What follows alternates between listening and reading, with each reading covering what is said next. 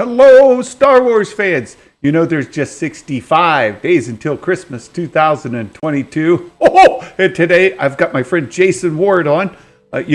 Tuesdays normally the show we do with Making Star Wars, Tuesday afternoon. But Jason was taking care of some sick kiddos, and Meg stepped in. Yeah, and so today Meg's busy. She's unable to make it, and Jason's stepping in. So we got backwards week this week. But it's great. Thank you, Jason, for joining us. The other day on the show or in the chat somewhere, I said we needed to rewrite the lyrics to your theme song, and she suggested, "I believe in Santa, I do, F you," and I've had that in my head. I've had that in my head for like days, and I'm like, I need to record this. I need to get it out. That's hilarious. That's hilarious. And I was. Before the show, I was jamming out to Meghan Trainor's new album. He was like, I was like, what's going on here? Totally. And I know that's not a joke. He literally was doing that. I was like, what is this? It's 100% true. It's 100% true. And I know there was another big album released last night that broke the internet's Taylor Swift. Taylor Swift released an album. Yeah, I know, but it broke the internet. So Taylor and Meghan are competing with albums dropping today. But and I guess the big news today is Black Adam. Are you going to go catch that in the theater? Take the kiddos? Nah. I showed the trailer to my son. I wasn't interested in it, but I showed the trailer to my son. He said it looked stupid, and I was like, "Okay, it looks stupid to me too." But I didn't let that go. I was like, "Hey, you want to see this movie?" He's like, "Nah." I will totally characters from Fortnite and stuff, so that's why we looked at it. But yeah, I'll totally watch it when it comes on streaming. Mm-hmm. That's happening, but there's just no time. There's no time to go to the theater. And I don't know that it's worth dropping other things to go do. Yeah. If I just had if we weren't really doing anything tomorrow, I'd probably go. But we've got work to do over at Dad's tomorrow. We've got to completely clean out his bedroom, get rid of the old bed. We've got a new bed to put in there. The old mattress and all that's broken. Is it a water bed? Get him a water bed? It's 70s. It's one of those sleep number beds with the air chambers in it. Mm-hmm. And so we're gonna install that in his room tomorrow. Get him all set up, get the room cleared out, and all that. So some of the furniture and some of the stuff that's in there from before Mom passed, we need time to clear that stuff out. Yeah. So. And anyway, so we got a busy day tomorrow, busy evening this evening. There's just no time to catch Black Adam in the theater. And then we're going on vacation next week. Oh, going nice. down to North Carolina. Going to spend some time in the RV and enjoy some time out. So that's good too. So yeah. So cool. That's that for the popular news of the day, I reckon.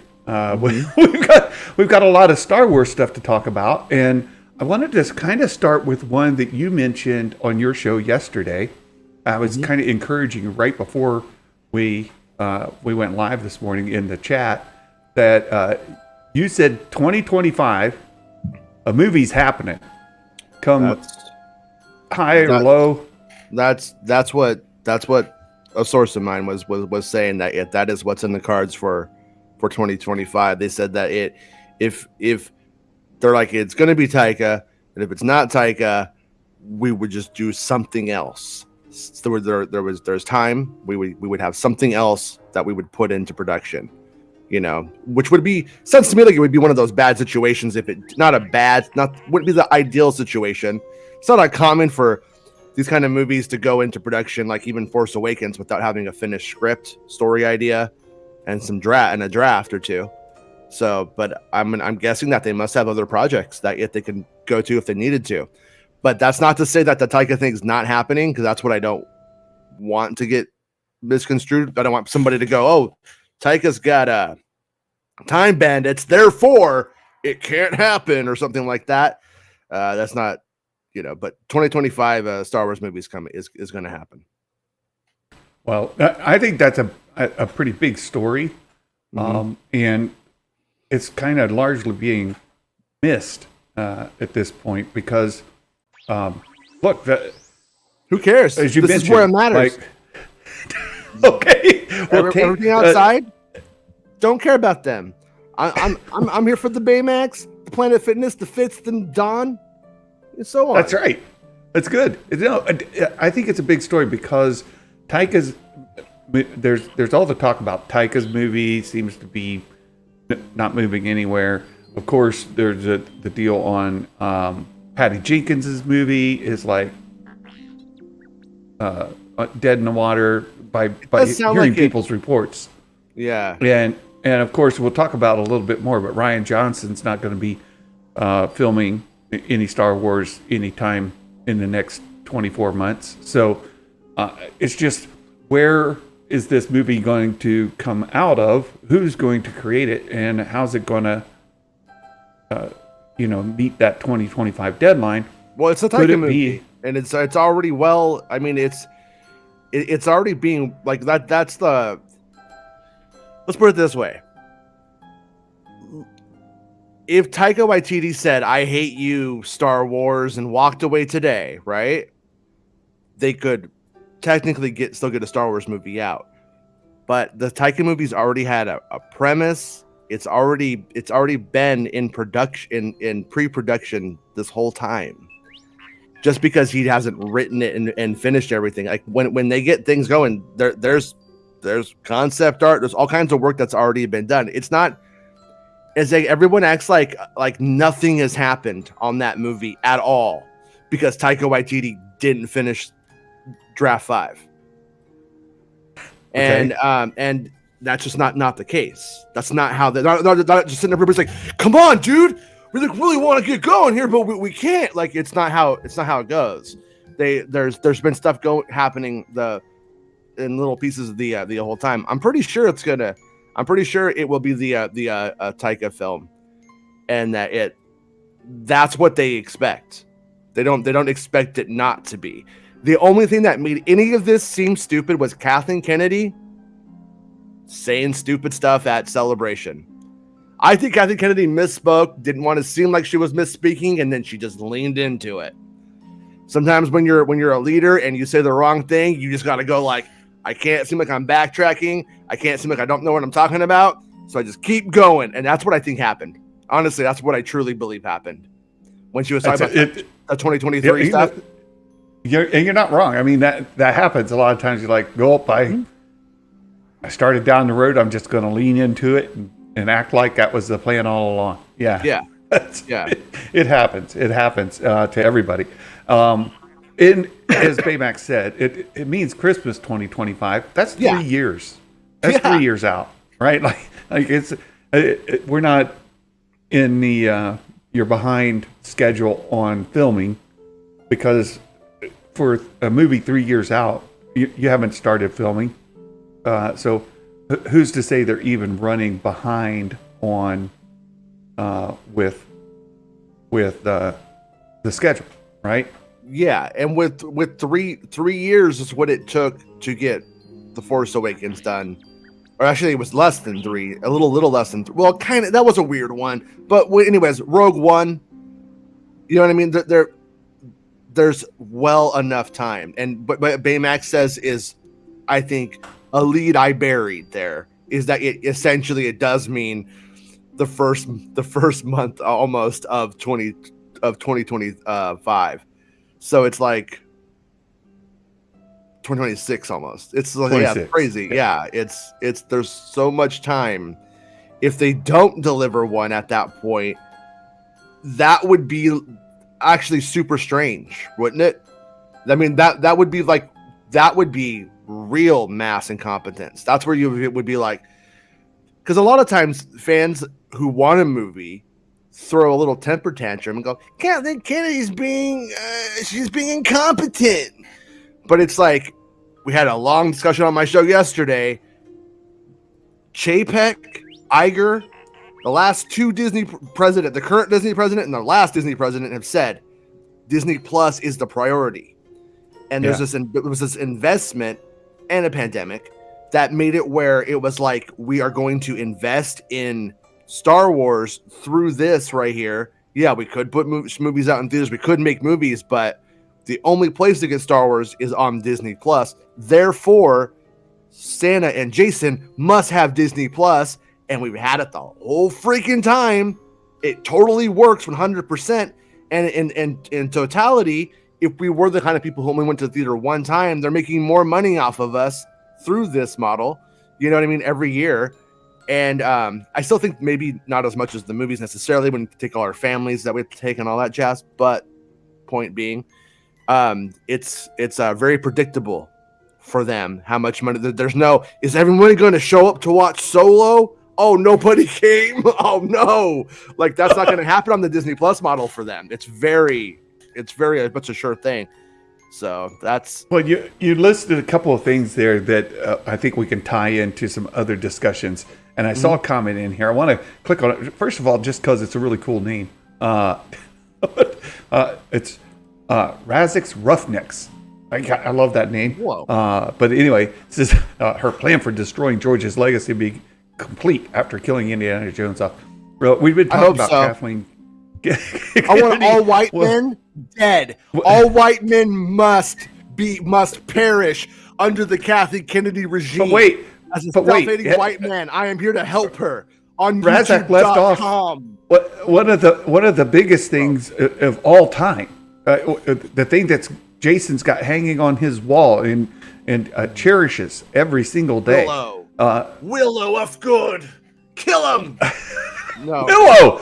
Willow's right around the corner. Like we're practically on the eve of Willow, and that's leading up. And we do have Indiana Jones 5, and then I tend to agree that should be about the end of Kathy's tenure. My guess is that then she can move on to the next thing, whatever that next thing is going to be. I certainly don't think she's just going to ride off into the sunset and disappear. That's unlikely. But I could see her stepping down from the head of Lucasfilm, which leads us to this story that I'll highlight from Bespin. He covered it, and you talked about it a little bit yesterday as well. Michelle Rejuan stepped down as SVP live action development. She changed jobs. She's still at Lucasfilm, and it seems that, at least reading Bespin's article, she will be doing projects for Lucasfilm and for Disney. And I picked that out of the story. Let's see if I can find it in here again real quick. It says deadlines reporting Rejuan's chosen step down from the role during her tenure, this and that. Here it goes. She struck a new deal with Disney and Lucasfilm. Michelle Rejuan has now signed an overall deal with Lucasfilm and Walt Disney Studios as a full-time producer. So expect to see Rejuan's name attached to more projects in a galaxy far, far away. Not only that, but for Disney, which I think shouldn't be overlooked. But sort of the story here then is, all right, and we kind of talked about this before. There's been a lot of insider kind of buzz that Rejuan was in Kathleen's succession plan. Like when you get to leadership levels in major companies, one of the things they have you do is you have to have a succession plan. Like if something happens to you, you retire, you win the lottery, you leave, whatever the case is. Kathy Kennedy, who has like bajillions of dollars from like producing like the biggest, she like wins like 2 million. She's like, peace. She's like, what are you doing? She's like, this is what you do. This is what you do when you win the lottery.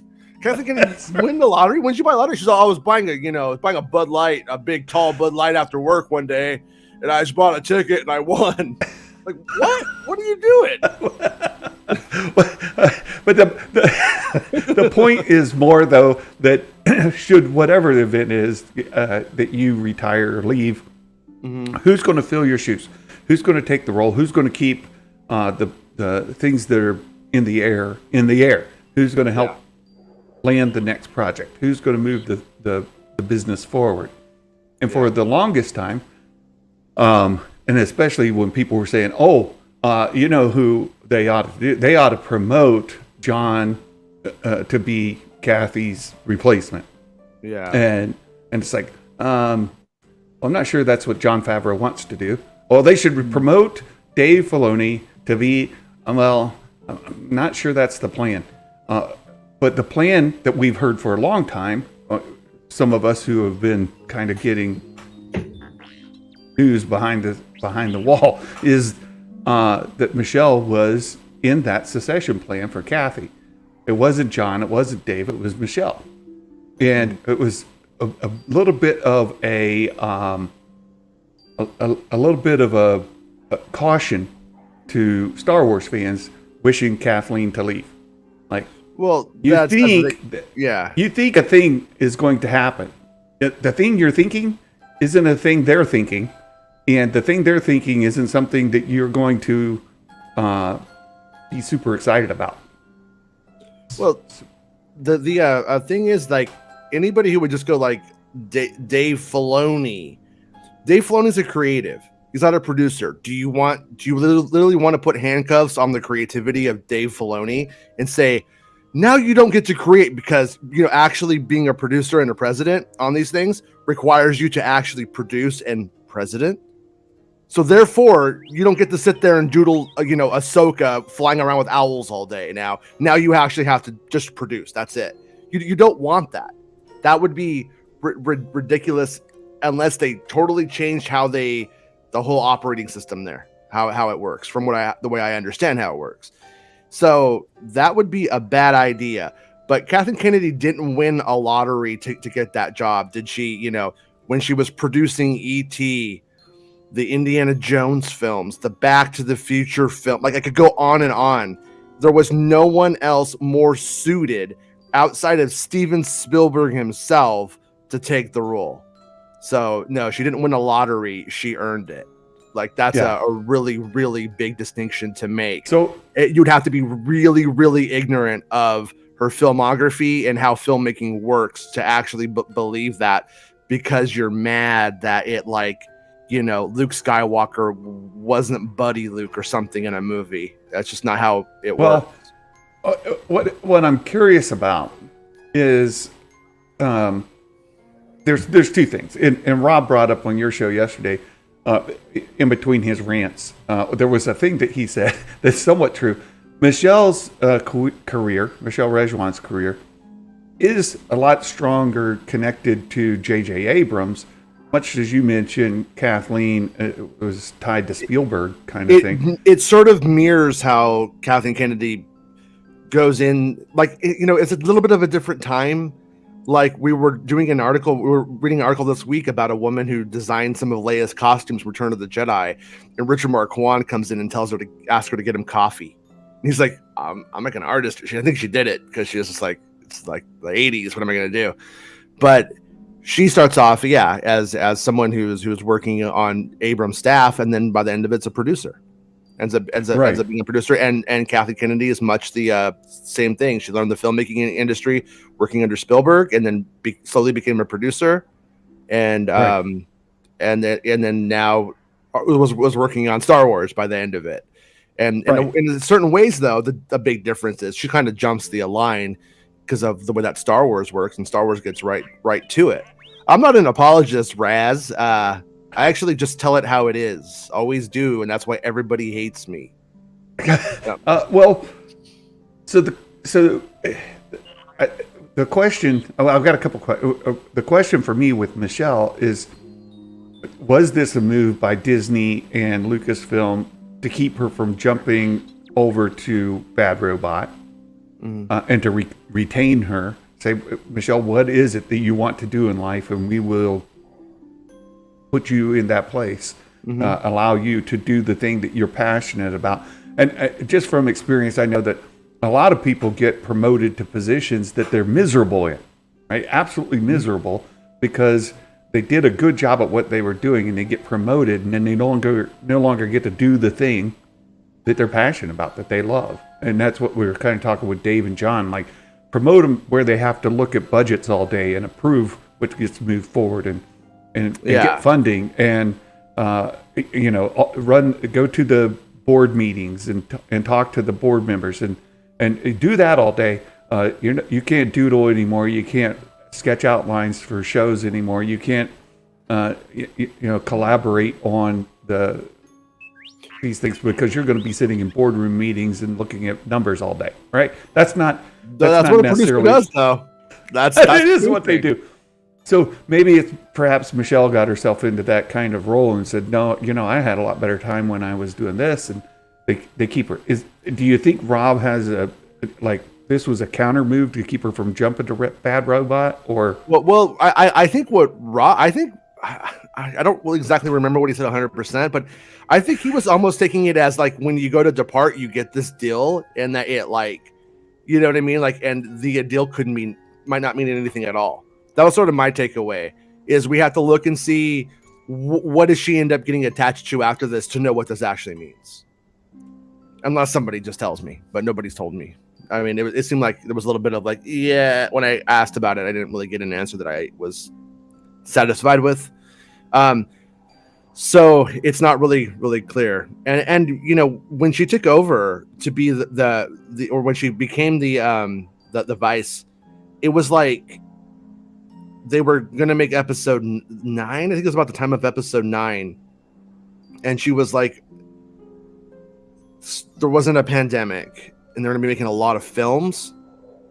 And then she kind of took over, and then you ended up having a couple of TV shows being made during all of this time, no film. It couldn't have been too satisfying for her. Either way, you would think, you know what I mean? And the Rogue Squadron thing ended up not happening because Patty jumped ship. And then we have 2 movies coming out until 2027. I mean, just if you want to look at it from purely a Hollywood power perspective, and I could be wrong about this, but I would think that making 2 Star Wars movies up until 2027 is not exactly what you want when you want to just accumulate a high score in box office numbers. Because Disney Plus stuff, that has its own thing, but that sort of separates streaming and this. It's kind of different things. And you want to have, she's a producer who did $3 bajillion by the time she was, whatever. That's not happening right now. So that might be why. But also, when you look at these TV productions, these people seem to bring in their, when Ryan comes in to make his movies, I believe he will. I think he will. I just think it's not going to be on a convenient timeline for us and our impatience. But when he does come in, Ram Bergman's going to be the producer on that. She's gonna. They all produce. They all do the at different levels and different ways and different things. But the main producer, it's not gonna be her. So on one hand, it's you look at all of these different films and how it works. Even the Gilroy situation, you know what I mean. He brings on his team, and it's I don't know exactly how it works, but who was the other one? Jason McGatelin. It almost sounds like they're sort of liaison producers at a certain point, and then there's sort of a handoff, and then there's sort of just basic management of the studio space and time and resources for the productions that are different than what those producers are doing. So it's boring, but it ends up being who knows where her head's at. Maybe she'll do an interview someday, and we'll get to know the story of it. But right now it's all just conjecture. Yeah, so playing the conjecture game and pretending that you get a preview of Kathleen's secession plan, and you see that Michelle's no longer the heir apparent. Who would she put in there today for her secession plan, since Michelle's no longer there? You know more about corporate culture than I do. by far. And like, so like, you know, it was always like, who would be next in line, you know, if you know, Kathleen Kennedy, you know, died in a plane crash or something. Like, and then, well, she would be the one who would be running the show for that in an interim way. But don't you think like when that time comes, it'll just be like some outsider probably brought in? Well, like secession plans are very specific. You name somebody. There is a person. No, I'm saying like Kathleen decides though, like in this scenario, I'm retiring in next year. Next year, not gonna resign. I'm done. Then Disney would probably go in and go, oh, we're bringing in Brad Bird or whoever happened to be. You know what I mean? Like, oh, that could be. It could even be Favreau. But I mean, would they do something like that, or would they just promote within the company? Because Star Wars is weird. Star Wars is weird. Like, so is Marvel, and it's not like these Pixar is like, oh, we're just in these roles movie. They do have specific people, like, and they have to have action plans that says, okay, what's the gap, right? So like, I'm going to say that Santa's going to be my secession plan. President Santa. That's right. For life. Emergency powers. This guy's an idiot, and he lives in Ohio. So secession plan, Ohio. Right, is one, move him to California. B, two, hire him. Three. Yeah, right. There are these things that have to happen, and they're very specific. And then there's a development plan put in place for that person that says, okay, here are the things that you need to do within this time frame so that you can step into that. It is very, very detailed. And so if the case is that she's looking outside of Lucasfilm, she's looking across to Disney or Marvel or Pixar or some other studio entirely, like she's got this wish list person that she has, that would be detailed on there as well. And she would work that out with whoever she's putting that together for, right? So it's, and that's sort of my question is, who does she put in the blank, and how does she start building that out depending on who she selects? Let's say it is Dave, and he says, oh, that'd be great. I'm tired of writing stories. Like, I think that's stupid. I don't think there's any way that that's the case, but yeah, I tend to agree with Baymax. It's probably an exec nobody outside has really even heard of, right? Mm-hmm. Outside the industry, it's not somebody that the folks in our chat here know off the hand. Like, that's a winner. These are people who, again, manage budgets, get funding, approve projects, and sit in boardroom meetings every day. Yeah, and they're looking at PowerPoint, they're looking at Excel spreadsheets, and their lives are filled of contracts and stuff like that. That's what they do. Mm-hmm. Which is why I push back so hard when people keep saying Kathleen's injecting herself into these stories, and she's directing what's going to happen, and you have to make this person that. It's because they know how Marvel works, so they think that's what she does. She's not a creative producer. She could be critical of their creative decisions, but she doesn't go up. Okay, guys, here's what we're doing. We're doing Star Wars Bounty Hunters. It's an idea I have, and it's like that's not what she does. She doesn't Kevin Feige it at all. And that would be, I think, maybe how it would work if someone like Jon Favreau was president someday. And Favreau, who has produced and been in Hollywood for a long time, would be well more suited than someone like Dave Filoni. Dave Filoni's never produced a blockbuster movie. Yeah. I don't even mean like success. I just mean he's never even done a movie that size. That would be like crazy. Now you're doing all the Star Wars movies, Dave. He'd be like, unless he's been like working with her this whole time in like some real low key fashion, being kind of like groomed for it, this whole thing, and there's been this whole thing we don't know about. Maybe, but I don't think so. Well, we know that Dave has been groomed by Kathleen into the role he's in now. She helped him get along the way by having him work with some of these other producers, with JJ and Ryan and John, right? Like, Dave's been tutored by these folks. He's also mentored by George Lucas, and the role he's in now, Kathleen was directly involved in helping get him suited for it. And then, presuming maybe it would be Jon Favreau, I think that would be, maybe a wish list kind of thing. But you don't know what John's interested in. Does John want to be the head of Lucasfilm? Does he want to have to sit in boardroom meetings and then approve the next Willow project? Because Jason won't quit sending him DMs. Be like, shut this Jason guy up. When are we doing the next Willow? Right? Like, I don't know. Yeah. You need to do that. More Willow, more all the time. I really do hope that Willow show is good, though. I mean, it's hard to say. I watched that trailer a lot. I'm excited for it. But if it's just like some fantasy show, and it just happens to be called Willow, but it's not like the movie Willow, I'm hoping it captures the movie's kind of tone and stuff, or it's just going to be another fantasy TV show that I'm like, oh, cool, throw that one on the pile. Right. I want to talk a little bit about how well some of these shows have been doing, because earlier this week a tweet went out from what's this dude's name? I've got it right here. Brandon Katz. Brandon caused all kind of excitement It's not Brandon's fault. It's not Brandon's fault, though. A couple of things about that.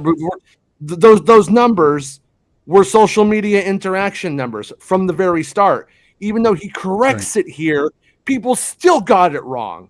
And he didn't actually inform them of that. I think that's really an important thing to note, that these numbers are arbitrary and don't make any sense. They don't matter. Well, you're right in that. And you covered it really, really well on your show. And then I picked it up and I covered it again Tuesday. You covered it Monday on your show. I covered it again Tuesday with Meg.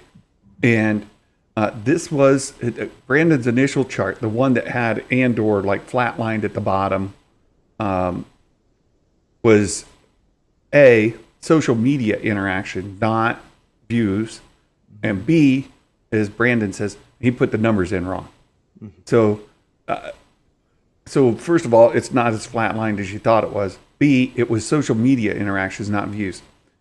And then, as you pointed out, and then I covered as well, that if you looked at the actual numbers, it was doing quite well. And I've got this here. This is how it kind of breaks out.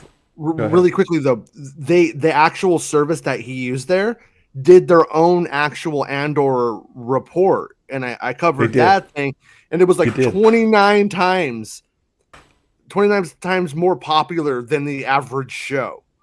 Yeah, it was in the top 3% in one category, top 1% in another category of its type. And then, as we see here, it's the number one series on Disney Plus. It's the number one on Disney Plus. And there's nothing else even in top 10 on Disney Plus. Now, and now these numbers too, we also have to qualify. Because I mean, it does say minutes, so it does say it on the list, but it's like billion minutes. Like, what is this metric? Like, is this just meant to make it go, oh my God, it's got a bajillion views. It's the most popular swordsman show and a cannibal show of all time. Like, that's not, people can't conceptualize a billion. Like, we know this. This is why we make our prices $1.99 instead of $2, because we're inherently stupid. We go, it's not $2, it's $1.99, and I was talking to my dad. Wednesday, because we're working at fuel prices. We have to get diesel, and diesel's like $5.60, $5.70, right? Yeah. So he would always say, oh, it's $5.69 there. I said, no, it's not. It's $5.70. Like, and look, it's $5.49 there. Oh no, it's $5.50. And so all day we kept doing that. I said, Dad, Yeah. Like it's got a .9 after it. And if you put in, let's say, 1 gallon .000, I'll guarantee you it's going to say 550. It's not going to be 549. It's 550. And yeah, exactly. We're dumb. Like we see that and it's, 549.9. Oh. Yeah, and then these kinds of lists as a chart are also extremely just like what?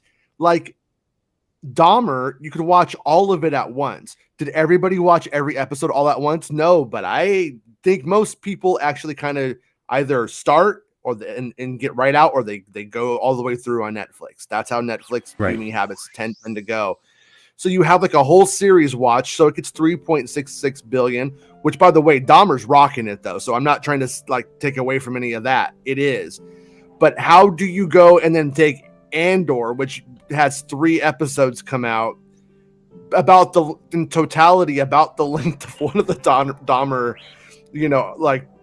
episode. I think they're one about an hour each. I can't remember now. But anyways, it's tough weird, it doesn't make sense. Yeah. Well, Lord of the Rings came out, episodically like that. You can see it's a couple above, and it's got 50% more almost. But just for a perspective, but also again putting it in perspective, trying to be legit about it. Yeah, its numbers aren't as good as some other series that have been out. 624 million for 3-episode drop is not at the same rate as some of these others. It's certainly not the number 1 Star Wars streaming show of all time. Yeah, not by far. And it just happened to be the number 1 Disney Plus show of the, out of the gate, which means it was crushing She-Hulk, right? She-Hulk's not on the top 10, and it ended up being a terrible show. I watched the finale. What an absolute waste of time. But She-Hulk was sort of fun along the way. My wife and I were enjoying watching it, and then the finale sucked. But in any event, Andor's doing much better. And a lot of the reporting that came out of this story from earlier in the week had it. Here we go. I'm getting a message from our friend Matt Risman. We'll take a look at this. It's doing much better than some of the reporting earlier in the week that says, Andor's dead, nobody's watching it. It was proof, blah, blah, blah, blah, right? Just nonsense stories. It was doing well, maybe not great, but well. And let's take a look at this Business Insider. I haven't read it. But the headline, it's the best Star Wars show since The Mandalorian, but the least popular. 3-episode premiere. Underperforming according to Parrot Analytics. Well, let's be careful about that. So the whole article, the actual Parrot Analytics article itself that Parrot released before that tweet went out says the exact opposite. Yeah. He says later in the graph is corrected. Here we go. The graph is corrected. Let's open this. There we go. Here we go. Now we can get an idea. Again, this is social media tweets. Let's be careful. Social media interaction, not views. And so you have all these people going like, when's Anakin gonna come on? Where's the Clone Wars flashback with the Ahsoka part? Like you just don't. So it doesn't. I mean, people could. It doesn't mean anything though. That's once again this is all nonsense because I think people like Andor more than Kenobi, and I think that's sort of the people who are watching it certainly do, right? The overall like critical consensus is that yes, but once again, the Kenobi series is way bigger because it's playing with the godlike superheroes of the series that people have followed for 40 years. Yeah. You can see Andor's the orange line there. So it's hanging around the bottom. It's near season 1 of it looks like Kenobi. It's kind of right in line with that, and Book of Boba Fett. So all 3 of those are sort of tracking along similarly at the same point. But again, this is social media interaction. Let's be careful about that, because as you mentioned, and we both covered on our shows, the actual Parrot Analytics site that breaks down the stats on Andor have it in the top 1 or the top 3% of shows of its type. And not only that, but when we look at the actual watch hours, it's number 1 on Disney Plus. What we were saying just a moment ago, it is still lower in watch time than some of the others, which again, this is a weird metric. We don't fully understand the whole way things work, but yeah, it's sort of strange, right? Yeah. Streaming services are tough to fully understand the analytics on. Well, and then like us, we don't need to be able to hold this show up against the Great British Bake Off. It's utterly irrelevant to us. It has nothing to do with anything. But what we need to be able to do is compare it to Obi-Wan Kenobi, right? Maybe like maybe Book of Boba Fett.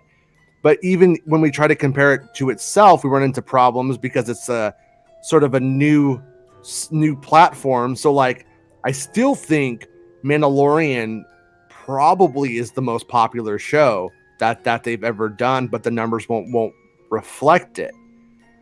Yeah, because it was a smaller platform when those shows launched. Real quick on House of the Dragon, HBO suffers because it has subscriber base that actually watch on the service, not streaming. People could watch it on HBO, therefore it doesn't get counted in those numbers because it's a television show as well as a streaming show. If it was, these are exclusively streaming shows. That's more than that, it bleeds off a lot of their streaming content because people are watching it on their cable. Right? Yeah. So it's that show is huge though. I think it had like 25 million or something crazy, and like really really strong.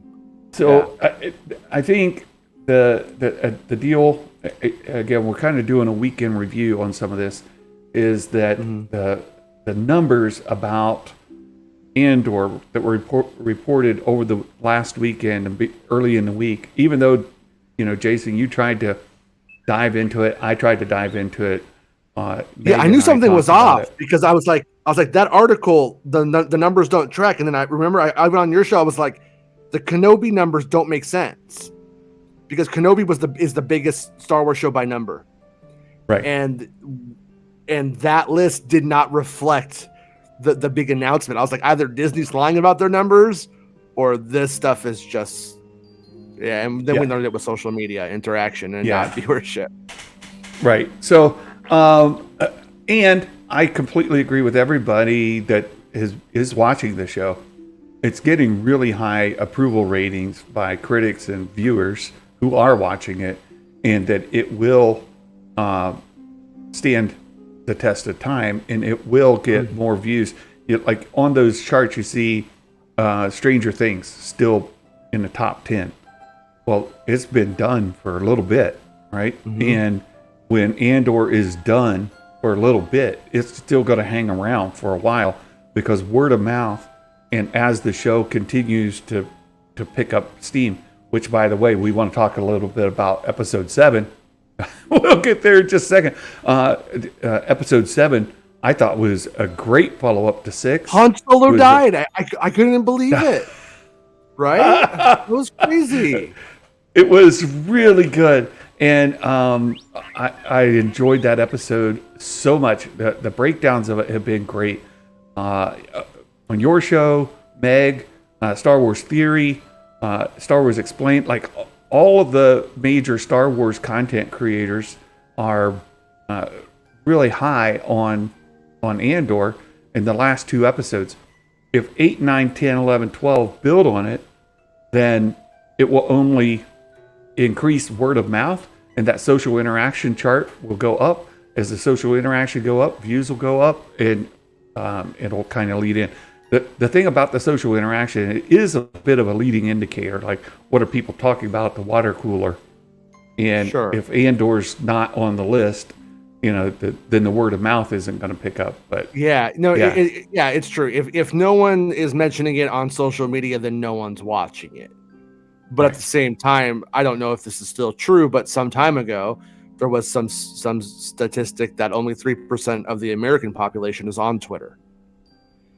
So you could literally have some like Duck Dynasty kind of show that's the biggest show in the world, but people who go on Twitter aren't talking about it. It's still not entirely.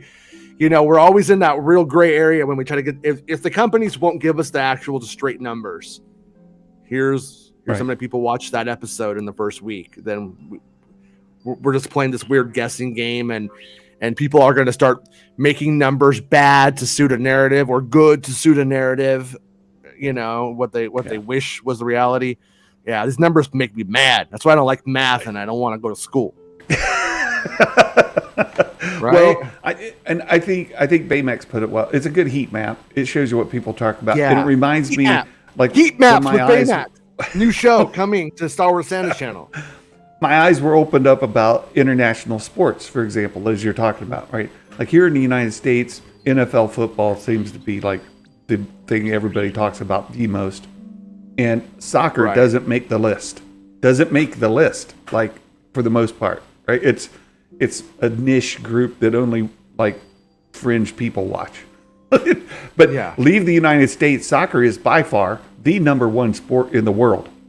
They call it football. The football you play with your feet. That's the one that's like the biggest. Feet ball. Yeah. I see. Somebody said there's a new post by Bespin. Let me see. What did Bespin just release? Oh, okay. Yes, we'll get there in just a second. Fantastic, Bespin. Good job. We'll cover Bespin's article here in a little bit. But again, we kind of get narrowed in on our world, and we don't see the bigger picture. Twitter is not a representation of the world. It's a data point, but that's about it. Of dummies. of privileged dummies. You talk about privilege all the time. It's the truth, though. So it is. Talk about episode 7 just a little bit. You liked it? Oh, very, very good. I mean, I got to be. I mean, honestly, I didn't watch Boba Fett or Kenobi, or even Mandalorian and go, this is one of the best Star Wars things I've ever seen in my whole entire life. I didn't say that, but with this show, this is one of the best Star Wars things I've ever seen in my whole entire life. It really is. Good. This is the Empire Strikes Back of TV shows. I mean, I don't feel like there's hyperbole in that comment. Well, and I think as it goes, so I want to jump the gun. So just a little bit. One thing in episode 7, this dude was in there. Right? Yeah. We saw this dude. I knew it was going to be something when his name was Young, because they were clearly referencing Carl Jung. You don't just give Carl Jung's name to some like nothing character. So he was involved. Young, however you pronounce it in Star Wars. Supervisor Young, right? And then there's this scene we haven't seen yet, but that dude is that dude. That is that dude. He goes to goth nightclubs that are like Matrix based, and he puts on the glasses and like he sees the little numbers. He's like, I'm in the Matrix, bro. Who wants to listen to some Nine Inch Nails with me and make out? Yeah. Supervisor Jones is from your story before it ever came out, as you were hearing things. Supervisor Jones is probably Supervisor Young. And, just through the telephone game, it got kind of changed.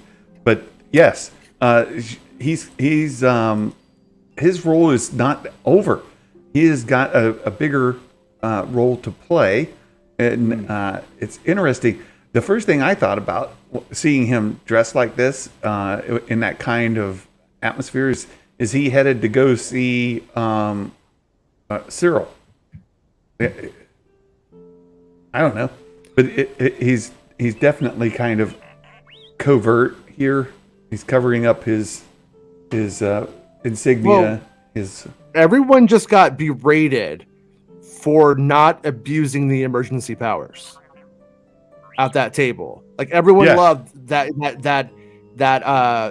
Dedra was doing what Palpatine did and abused his emergency powers. And so she got like a promotion for it. So I'm curious if what it could mean.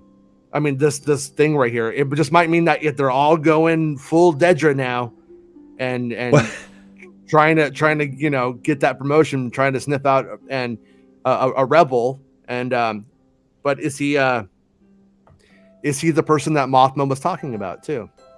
Could be. The other could thing, be right. Oh, and the other thing we learned is that shaving a haircut has been Star Wars canon all along, right? That's I saw that. I know. I thought of that too. I was like, shaving a haircut, secret knock. Two Bix, not two Bix, two Bix.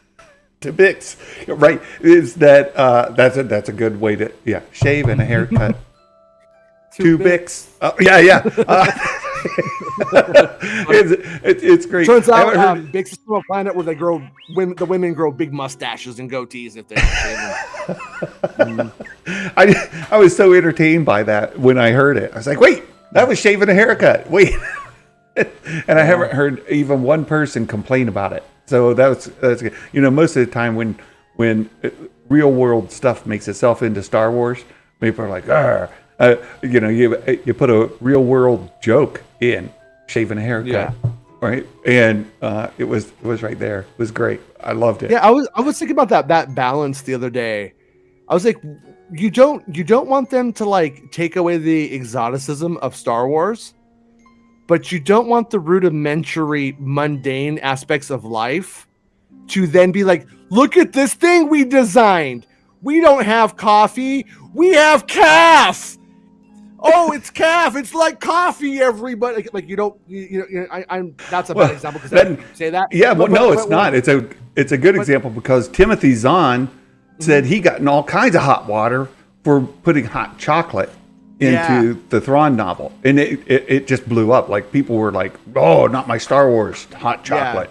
Oh, terrible. That was a slow build though. That one over time, but yeah, no, I mean, that's like the whole thing is if like the thing is that Cassian Andor opens up the medicine cabinet and gets out a Band-Aid, we don't need him to go to, and he just needs to do that, and we can get on with the story. Like if it was any other movie or any other story, you don't want it to go beep boop bop bop Band-Aid printing, like you don't, and then you're like, no, just get the Band-Aid and go on with the story. And so like that's kind of what I think this show's philosophy is. If it's going to take away, that's going to slow things down, and it doesn't need to happen, then we're just going to make it mundane and like real world like. And I think that's the way to go, But I do kind of fear that the stuff in this show could be used to make cheap ass Star Wars down the road. You know what I mean? Like where it's just like oh, we don't have to think about that because Andor didn't, or because Andor didn't do that. It means there's a precedence for not doing something. Therefore, we can make this cheaper or worse. I hope that doesn't go. That's just beside the point. But that's my only fear about this real grounded, real world Star Wars is when we get out of the less grounded. Then I don't want that real world shortcuts happening though. When we get less grounded is what I'm trying to say. So there's where are we going? Episode 8, 9, 10. Like we know 8, 9, 10 is a 3-parter. Yeah. And then 11 and 12 is a 2-part finale. Now, I'm conflicted on this because a lot of people are predicting that Jailbreak is next. Jailbreak is next. Meg, in her video today, said, oh, Jailbreak is thought to be next. And I'm like, I'm having a hard time reconciling that because of your story that said the jail episodes are 2. Well, 2 jail episodes, not 3. Explain that a little bit, though. When these directors were coming aboard and they were making them, they weren't clear-cut episodes. They were like not treated like when they were filming all the prison stuff. It wasn't like this is episode 8 of the show, and everything happens here in episode 8. Everyone on the production was treating it like it was a film. So that one director comes in and then does like a few episodes, those are treated like a film in the moment, and then things were spaced out from there. I'm not saying they didn't write scripts with episode numbers clearly defined or anything like that. I'm not saying that it wasn't like that, but so the people making the episodes, the people that were on them, they're not sure what episode numbers they're on. They're not clear, and so when it came to the prison stuff, and which was the thing at the time I was the most interested in, everyone said it felt like it was about 2 episodes. So that's sort of an estimation, and for all we know, we're seeing that prison for 3 episodes or 4 episodes, cutting back and forth. We really can't be totally sure. And there was stuff filmed for the first episode that has been in later episodes, I've learned. So yeah. But it does seem like Andor's going to prison. Are we going to spend a whole episode of him being, deloused and sprayed off with the hose and stuff? Or, you know what I mean? Like, are we going to go that way so we don't even to the prison for an episode? But you would think Andor's going to the prison next episode. I think that's a fair estimation about how it's going to go. Yeah. I just wanted to bring it up because I was like trying to reconcile this red square. What does the red square mean? This is good. This is good because you take a look. Are those lightsabers? Is that a lightsaber wall?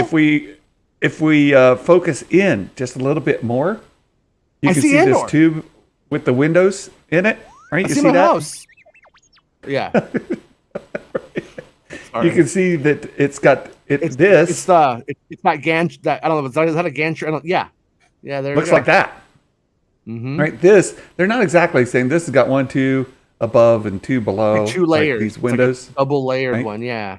This is like just 2. Right. That's like a double layer one. Right. But it is very similar in design and look. So this could be. This looks like it could be underwater. This could be above water, and I'm curious about like this. Let me ask you something really quickly about the poetry of this. I hadn't thought about this before. Is this the same shape as Cyril Karn's office? If so, that's sort of an interesting. It's like this little hexagon. Is that the same? I don't know. It's like hexagon shape. Yeah, if they are the same, that could be an interesting little juxtaposition of the things these 2 men have got themselves into. Yeah, their own prison in this situation. Is this the same? Is this the same place? I think so. Right? I think they're underwater. Right. So they go, and that's what like these. You see, like these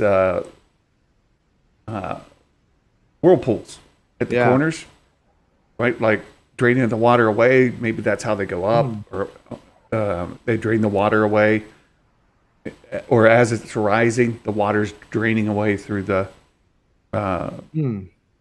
ports that are just underwater here. Yeah. So that could be the case. This is coming up out of the water, and Matt said this: the water is streaming down. Right? If you play a trailer where they're walking, the water's streaming down. You can see it. And it was interesting that my sources were saying that there was like water on the floor that they could shock you with. Yeah. So they can just pump it in from outside. If this is the case, these are the prison that he's going to be taken to is here. And then the question is, where was it? Where was the comment up here? Could be Canary. This could be Canary. I don't know. You think they would imprison him back on the same planet? Is that? Yeah, I don't know.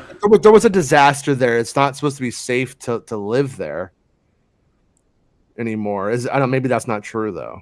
Well, this. Let me bring this because Brisbane just sent me this too. Like this planet that's beneath here. Let's read Matt's comment. He said, "I think this planet could be Ord Mantell is where the prison is. So this could be the planet where the prison is, where we see this lightsaber ship escaping. It's part of the escape sequence. Right. So they're on this planet. Water, lots of water. The prison gets submerged and brought above, right? And then this is the escape. I think that's a very strong connection there, Matt. I think you've done a good job.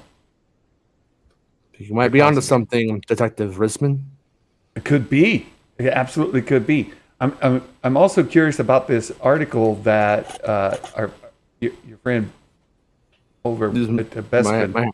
My half sister. Yes. Yeah. I'm curious about this. So we'll have to read through this. This is was just released as we were on. So let's check it out. It says Andor TV spot suggests a member of the Imperial Security Bureau may defect to the rebellion. It ties into what we were just talking about with Mr. Jung, I believe, right here. Mm-hmm. Hello there. Hello there. Yeah. See, I see what you did there, Bestman. I see you. Before we continue with the article, please give him money. This is him begging for money. Spare a quarter. Bestman's got to eat too. Yeah, he's like the guy. He's like the clone trooper. You know, he's got to eat too. Yeah. He needs a tall one after work like Kennedy so he can win the lottery too. Right. I must stress this article is merely a speculation piece based off of a shot seen in Andor TV spot. Should not be treated as a report. So they're still gonna remember it as a report. Trust me, they're dumb. I've done this before. I know them. They're dumb. You said this now.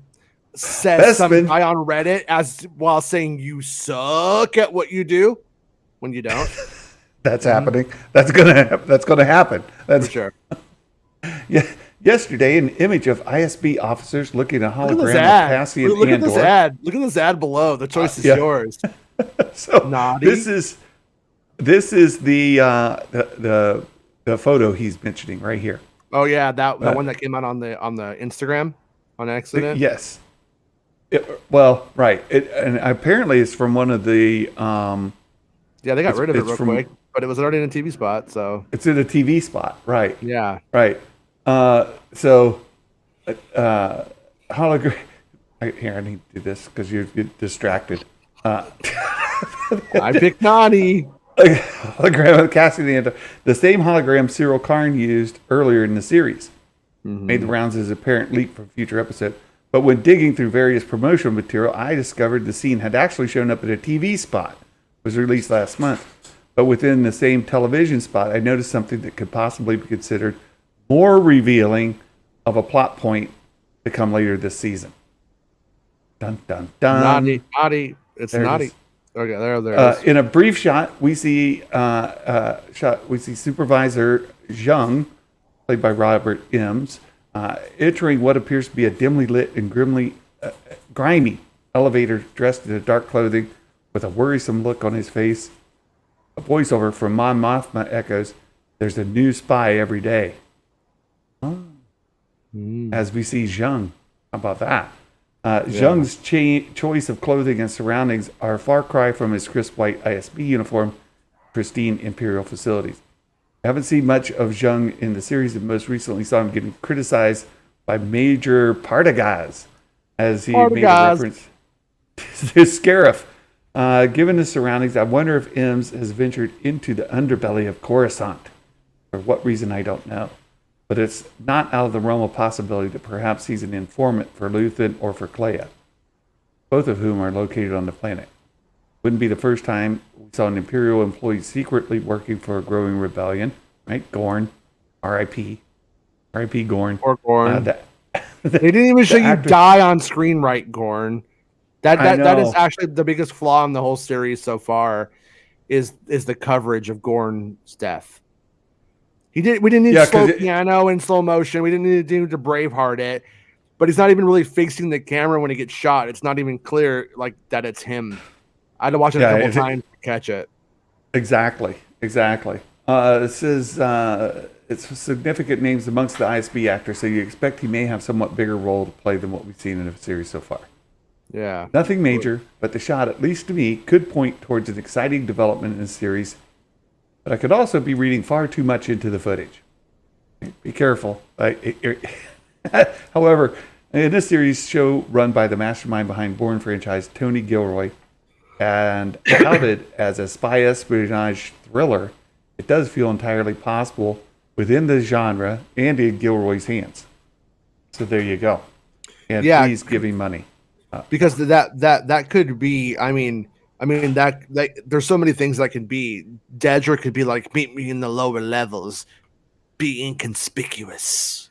And then he might be okay. And then he might go do it. He might be a spy. He might be pretending to be a spy. There's like a lot of ways. It tells us a lot without really telling us very much. And I was sent this picture as well. It's another species. You can see. I've seen this before. There. Yeah, I have. I saw mention of it. I remember the little tiny face. It might have been designed for episode 9, but I can't place where I saw it before. But I know I've seen it before Andor. Yeah, I saw mention of it being in some sequel art somewhere, but maybe but I specifically remember the little tiny animatronic face. So, yeah, but it's cool. Yeah. Weird. It is cool. We have 2 other. So your prediction for the next if we start the jailbreak episodes, it'll be a 3-parter. That's your prediction? You think that's where we're headed? This sorry, don't mean to not, but look what there's Luthen. What looks like it could be him, and it looks like it's in the same spot. That's from Matt Risman, I think. Yeah, that was from Matt Risman. Star Wars makes Andor spoilers. Oh, here we go. So I think that is well worth. Yeah, I think you guys have done it again. I think Matt Risman. I am promoting you to Inspector Risman. You have been promoted. And it doesn't mean anything now, but it's really good. Yeah, so the dude that he's talking to right here, it very well could be Zheng. Absolutely. Very good work, Matt. Very good. It's excellent. Yeah. So, in terms of, I'm a little bit curious. Is Gilroy says that like the last 2 are like, like a 2-parter kind of thing, and I'm sort of curious as to how divorced the last 2 will be from the penultimate 3. Sorry if that's confusing, but the next 3, I'm curious if it's going to be like very much like all sort of blended in, or will there be clear cuts and now we are on to the end phase, or do we end up going from like the prison to Ferrix into a battle kind of situation? You know what I mean? From there, how is that all going to unfold? Because what does the show still have to kind of do? We still have to have Andor still has to officially flip, and I'm going to throw it out there that Marva's conversation saying there's nowhere to go, him going, yeah, I know where I'm going to go, and then going there and then getting arrested for trying to buy some snacks for his girlfriend or whatever at the time, and then it's like maybe cookies for the whole class. I mean, you got to take in cookies for your whole class so you got a girlfriend. I mean, I don't know if you picked up on it, but man, they were making some of the pot references in the episode and pills references, like they were like, oh yeah, he goes there and his name is Keith, like, which is what collects in the bottom of a grinder with the pot, and it's the most potent part of it. And trust me, and if you live in San Francisco, if you're making a show out of San Francisco, you know what Keith is. So they were all laughing on the inside, I think, about that one somewhere. But anyways, he goes there, and then, like I said, he's finally not doing anything wrong. He actually has money. He's not scamming. He's not stealing. He actually has his own money, and he's just going to the liquor store to get some snacks, and he gets arrested by the space LAPD. I think that tells him there's nowhere he can go. like Right. that his mom Well, and is that's- right, and that Exactly. and he's Exactly. run from them, and that's the first time he messes up, I think. In actuality, like we have him having messed up before the show. We know before the show he's a shyster, but we don't see him doing too much. We don't see too much of the shyster stuff. He's just doing the best he can do in those moments, and then he goes and actually repays his debts, like Right. as soon as he has the money, which says something about his character, I think. And then, but when he leaves his mom on Ferrix to go to the space beach, when she's like, "Well, I'm going to rebel," and he's like, "I'm going on vacation." That's, I think, the first time he messes up, and then the universe morally punishes him, as happens in these stories. When this isn't a Joseph Campbell kind of story necessarily, but in the Joseph Campbell monomyth methodology, when the hero has the call to adventure placed before them and they don't answer it, they're forced to. And like with Luke's, it's sometimes it's cosmic. With Luke's, it's the stormtroopers come and kill his aunt and uncle. Now he has no reason to stay. Now he's on the path to Alderaan with Obi-Wan Kenobi. And in this instance here, I think he refuses sort of his mom's call to adventure, to action, the call to action, and then he's punished for it cosmically. Outside of his Really control, good. he gets put in jail. I love what you're thinking there, and you asked a fantastic question. Where are we going? What's left to do? And my head immediately went back to we're at the same time as season 1 of Rebels, like approximately.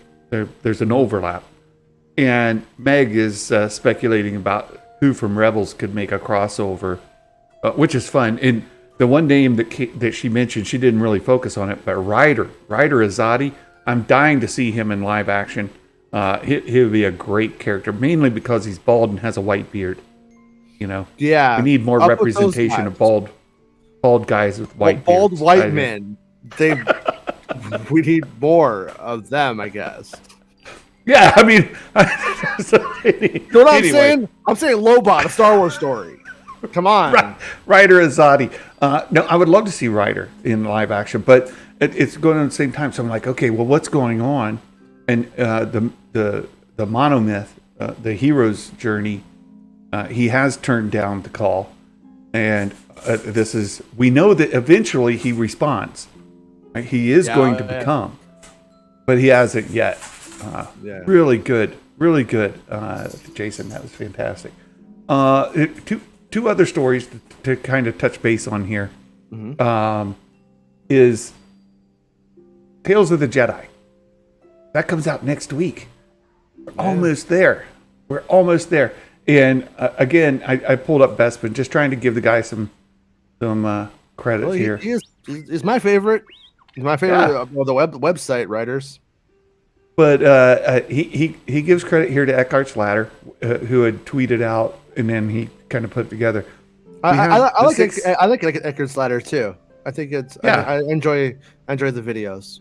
Yeah, I do too. I watched one of his just today, in fact. So, but in any event, one thing I see here that Bespin did is he put episode 1. We have the 6 titles, but we didn't know what order they were on, and what they are. We just had 6 titles.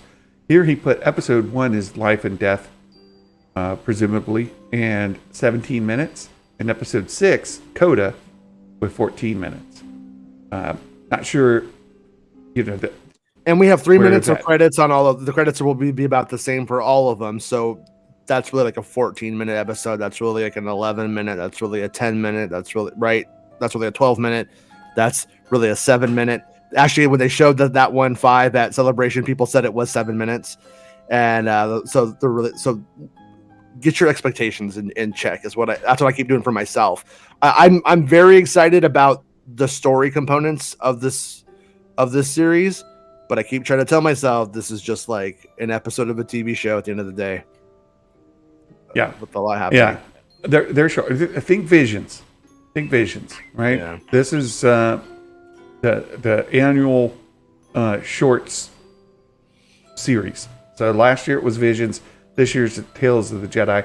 But we hear they're doing a Visions season 2 be next year. Tales of the Jedi. Maybe they could flip back and forth on doing these shorts between the two. But I like that he mentioned these are 6 shorts, and we do have some early reviews.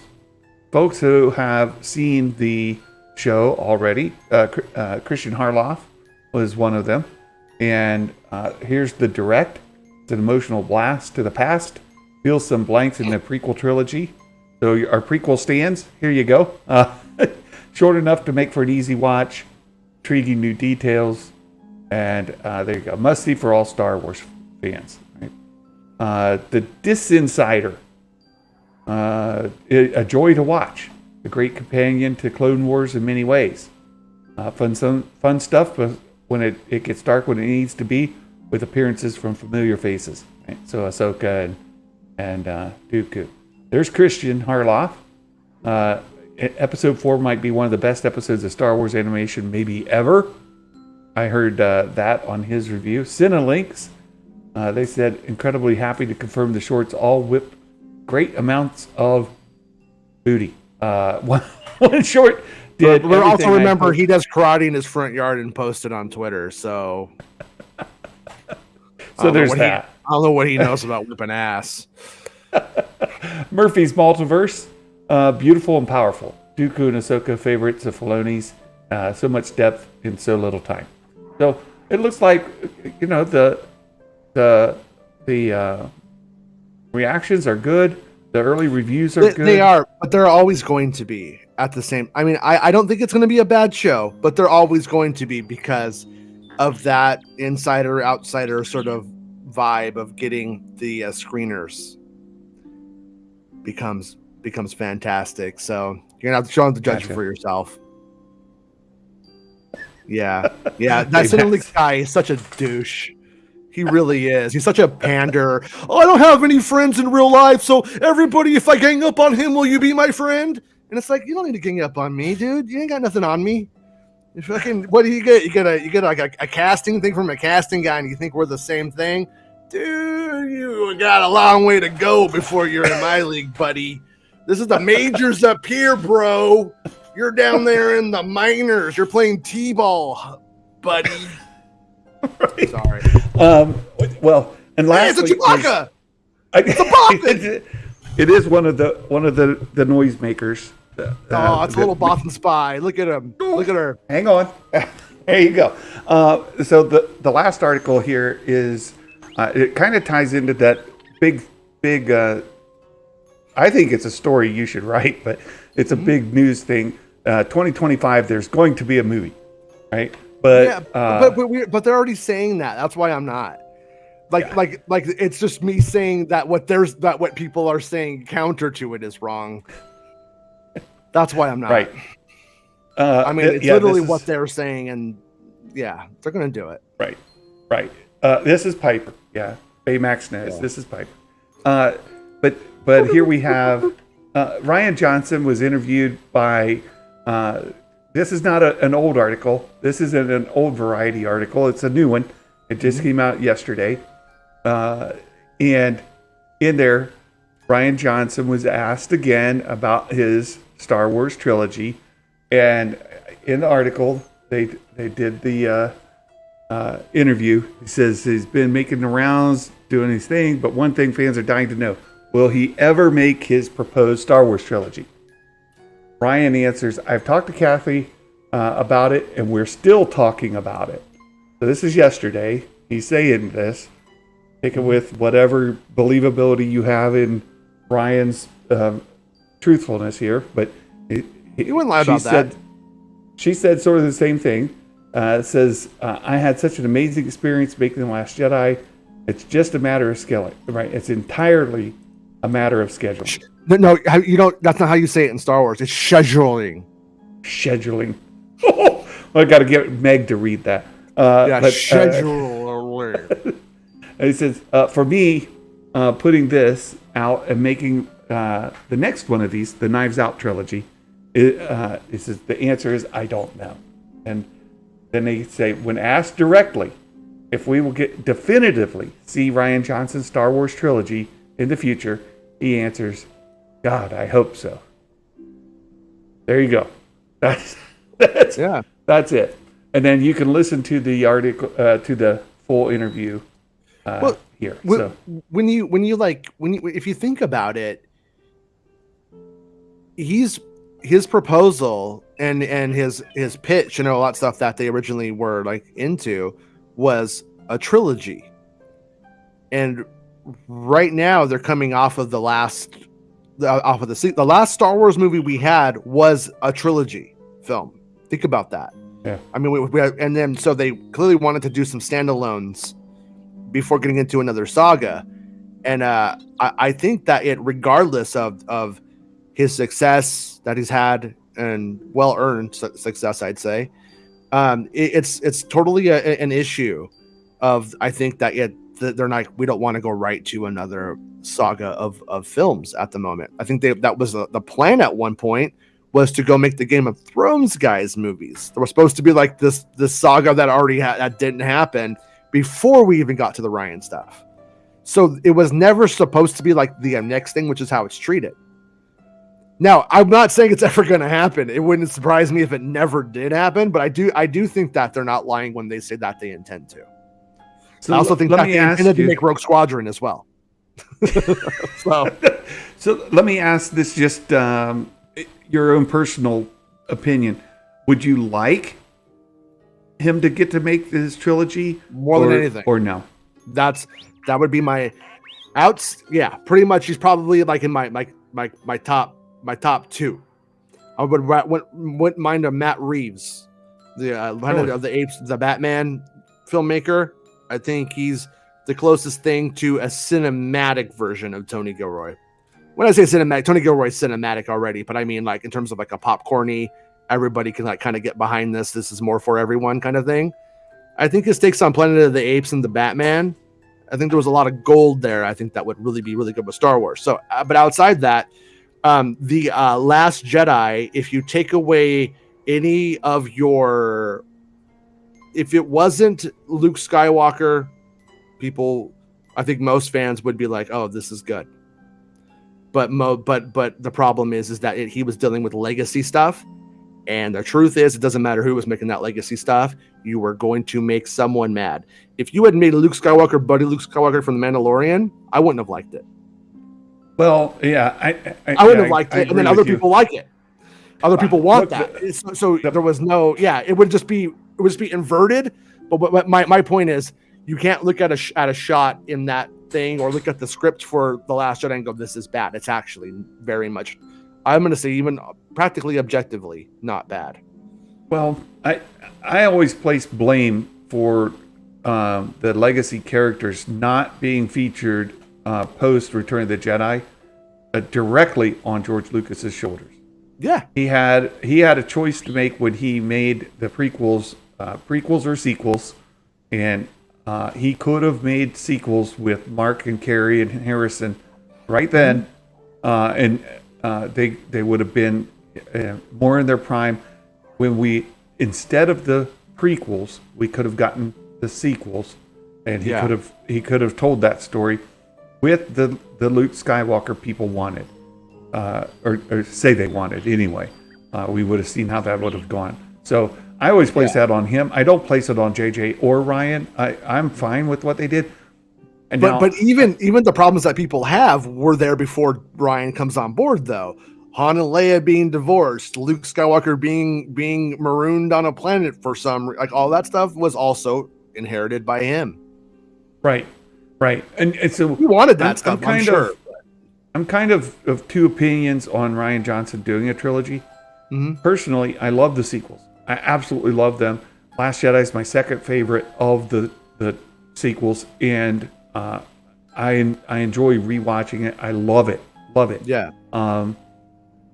But I'm mixed because so much of the fandom is so vitriolic, right, towards him that it would just. I think we have to go back to that Twitter conversation we had earlier.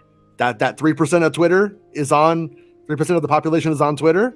The vitriol is YouTube fandom menace stuff based mostly. If you took that out of the equation, would you say that?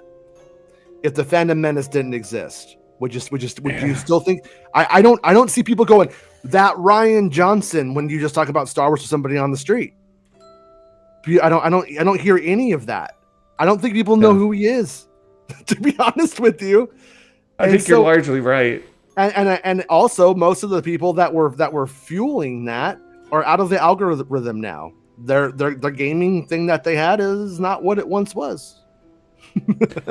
Well, I think that's fair. It's just I'm so tired of the fandom menace kind of arguments. Yeah, it's boring. It just wears me out. And so I know if he comes back to the surface, that's going to come back to the surface, and then that'll just be more of that. Personally, but see, they were already looking for it, though. They were already looking for it, though, and then he was just like, "You guys are assholes," and then that blew it up. You know what I mean? That was the whole. That was what happened. I was guilty of it too. But it's so they're going to do it though, no matter if it's Ryan or it's not. If it's some lady, when we get to the Leslie Headland one, they're going to try to blow that up too. They're going to really try to blow it up. They're going to really, really try. And then we'll see if the algorithm rewards them or not for it. Yeah. But then it becomes a thing or it doesn't.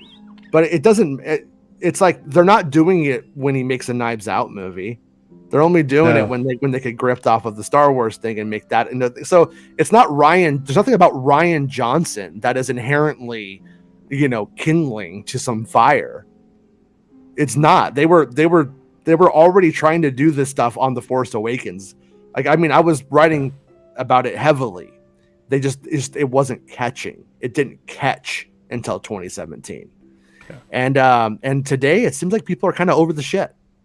So I think it would be fine. I also think that when it's not Luke Skywalker and they're like, oh, his new character, Zara Lightstaff. Oh, can you believe what she did? Nobody's going to care. Let's be like, yeah, I don't care. But when you say, oh, look, guess what they did to Luke Skywalker? He's bisexual now. Then everybody freaks out. You know what I mean?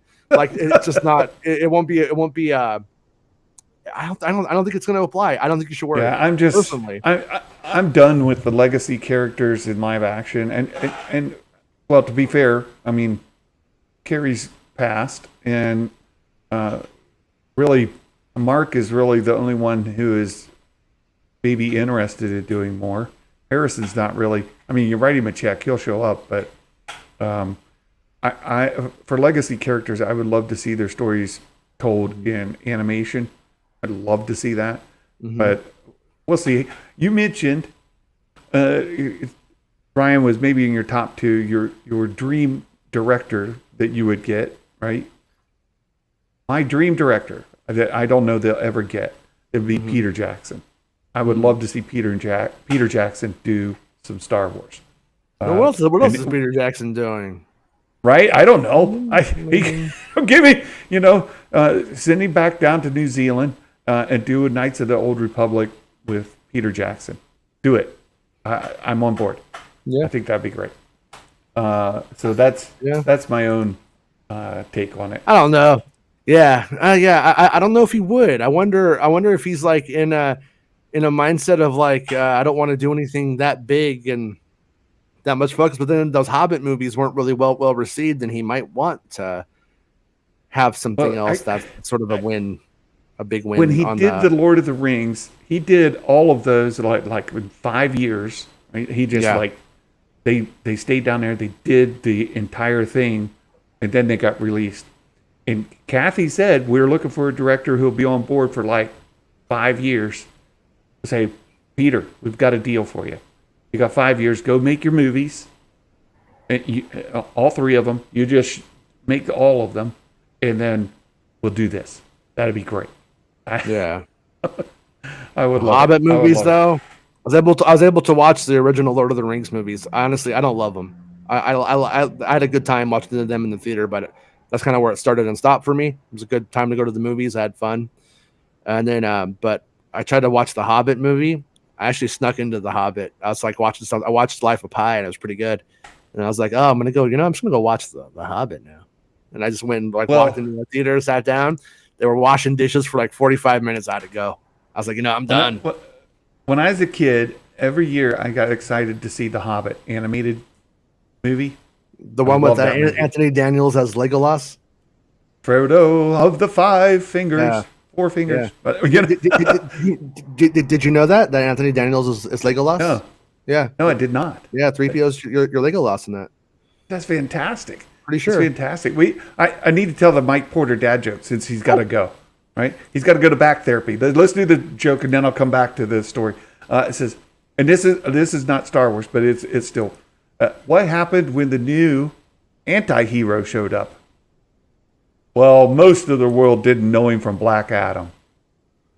Oh, didn't know him from Adam. Didn't know him from Black Adam. Yeah, good job, Mike.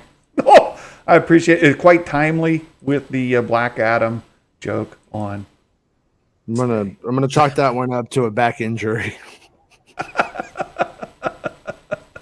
But no, I always loved the Hobbit animated movie. Yeah. And I did not know that about Anthony Daniels. But I'll say the Lord of the Rings animated movies are terrible. Mm-hmm. They're terrible. They did like live action. Oh yeah, maybe it was the Lord of the Rings ones he was in. I can't remember now. I remember the old animated ones.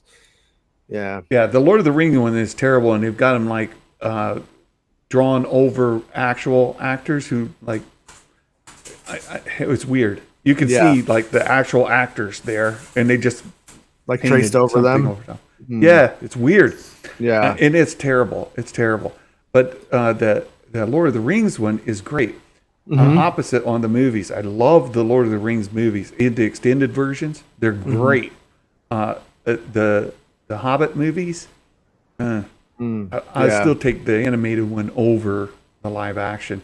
The live action are fine, but they're not quite what I would hope. They wash dishes. Yeah, they wash dishes. Yeah. Well, they took the shortest book and made it the longest movie, kind of thing. You know. Yeah. Great idea.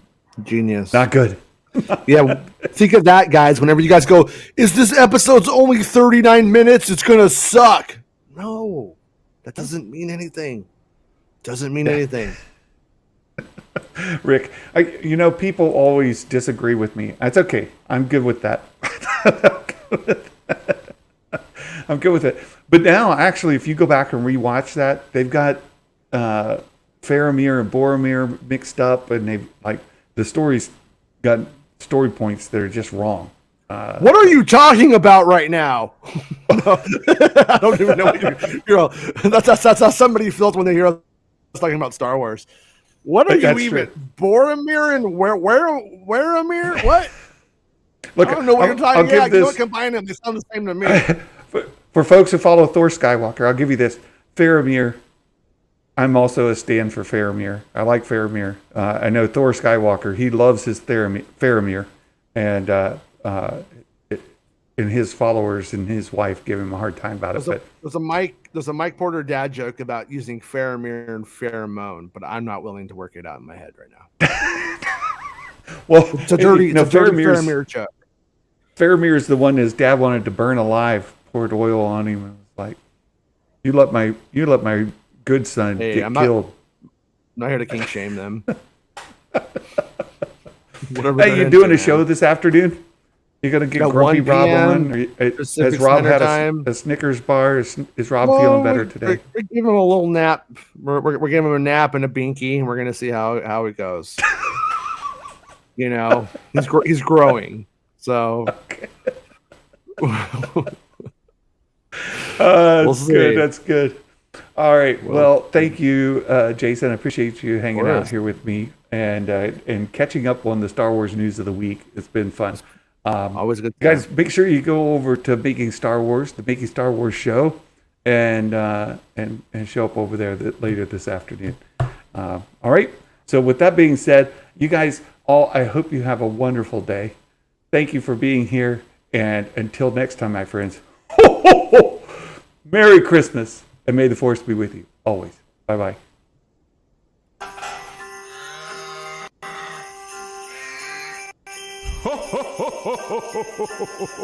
Hot dang!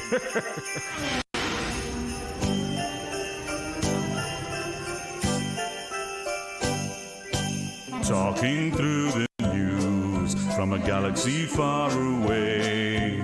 toys and book reviews, positivity all the way. Come and join the fun, subscribe and like away. Movie news and show reviews, like Christmas every day.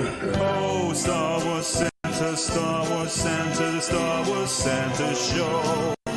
Oh, what fun it is to chat on the Star Wars Santa Show. Oh, Star Wars Santa, Star Wars Santa, the Star Wars Santa Show. Oh, what fun it is to chat on the Star Wars Santa Show. Ho, ho, ho, ho, ho, ho. Hot dang, ladies and gentlemen, you're in for a treat tonight on the Star Wars Santa Show. He can feel your presence. So join the chat, loosen up and have some fun with Star